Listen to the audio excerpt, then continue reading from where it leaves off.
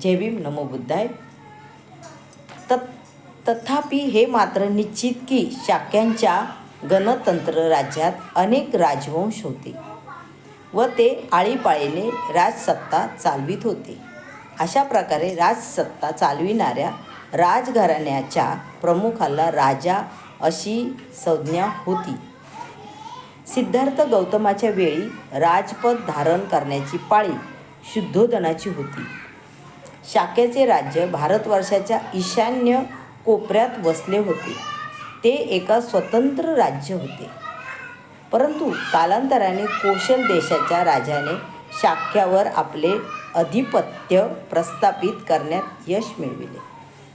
कोशलाधिपतीच्या अतिसत्तेमुळे शाक्यांना कोशल राजाच्या अनुज्ञेखेरीज आपल्या राजसत्तेचे काही अधिकार वापरणे अशक्य झाले होते. तत्कालीन राज्यात कोशल राज्य हे एक सामर्थ्यशाली राज्य होते. मगधांचेही राज्य तसेच प्रबळ होते. कोशल देशाचा राजा पसेंदी म्हणजे प्रसन्नजित व मगध देशाचा राजा बिंबिसार हे सिद्धार्थ गौतमाचे समकालीन होते. जय भीम नमो बुद्धाय. या पुढील माहिती अशीच देत राहणार आहे. जय भीम नमो बुद्धाय.